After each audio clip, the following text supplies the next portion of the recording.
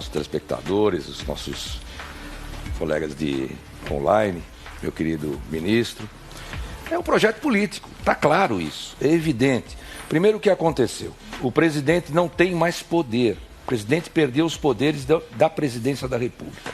O Supremo Tribunal Federal, com aquela decisão gravíssima, com todo o respeito aos ministros, tenho muitos amigos lá, mas uma decisão gravíssima que simplesmente acabou com a federação. Isso, inclusive, se fosse um presidente da República, se fosse um outro mandatário, estaria em curso, inclusive, na Lei de Segurança Nacional e até na Lei de Impeachment, a 1079/50.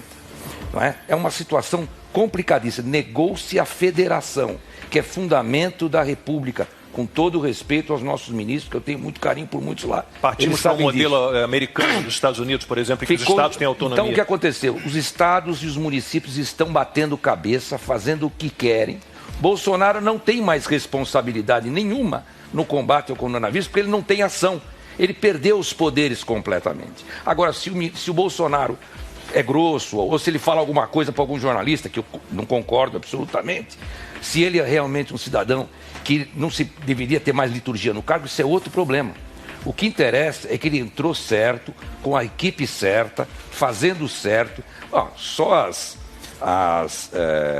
estatais, que estavam em 70 bilhões de prejuízo, estão dando outro tanto de positivos 70 bilhões, para se ver. Então, uma política austera, uma política que vinha vindo muito bem até chegar o coronavírus. E, infelizmente, essa decisão do Supremo Tribunal Federal, que tirou os poderes do presidente. Na sua opinião, é inconstitucional? Eu acho que é inconstitucional essa decisão, com a devida vênia. Aliás, é muito grave essa decisão, porque esfacelou a República. E aí nós temos os governadores e os prefeitos fazendo o que querem. E nós vimos aí o quê? Arbitrariedades das mais absurdas possíveis. Né? Nós vimos cidadãos sendo arrastados, algemados, quando o Supremo tem uma súmula, a súmula vinculante número 11, que proíbe algemar preso. Quer dizer, o preso não podia ser algemado. Eu já vi processo ser anulado por preso ter sido algemado. E agora o cidadão de bem não pode trabalhar, está sendo arrastado. E quanto à questão da pandemia em si, lógico, nós temos que tomar todas as cautelas, os protocolos. Só que o Brasil, não é Alemanha, não é Suíça. Aqui a economia é outra conversa. Nós não podemos, como disse o Pondé, brincar de Alemanha. Além do que, não adianta essa quarentena quando o Brasil não tem o controle do território nacional. O governo está ausente em 40%, 45% do território nacional. Ali não tem quarentena. E esse pessoal, esse pessoal transita normalmente, transmitindo o vírus. E nós estamos vendo quem está em isolamento.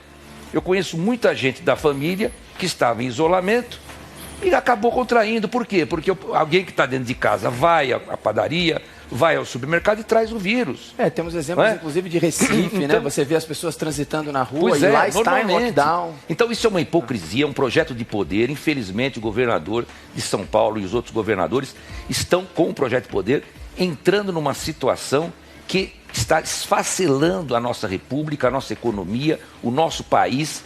E é uma irresponsabilidade, uma atitude de lesa pátria mesmo. Não, e a gente pode enxergar a politização também no momento em que a OMS defende a quarentena, o isolamento horizontal, ela é sempre citada. A partir do momento em que a OMS muda um pouco o discurso e diz que, alguns países, né, os países em desenvolvimento, os países mais pobres, eles não podem seguir esse modelo porque há pessoas que precisam trabalhar diariamente, aquela velha história de vender o almoço para comprar o jantar, porque a infecção está se dando dentro das casas, a OMS deixa de ser citada de uma hora para outra. Posso falar mais uma coisinha? Além do que, tem um problema sério. Nós não estamos em estado de sítio nem em estado de defesa. E a Constituição tem sido desrespeitada diuturnamente, inclusive pelo governador de São Paulo, que agora veio falar que o Bolsonaro não pode governar por decreto-lei. Ele só está governando por decreto. O decreto dele está valendo mais que a Constituição. E ainda por cima, além de não estar em estado de sítio e estado de defesa, nós estamos negando vigência ao artigo 1º, inciso 4º, que garante, é fundamento da República, a livre iniciativa e o trabalho. O que está acontecendo nesse país está exigindo uma operação do artigo 142 do Código da Constituição Federal. Não é Não é de jeito nenhum intervenção militar, mas é o presidente garantir a lei e a ordem e chamar as Forças Armadas, porque isso aqui está uma bagunça.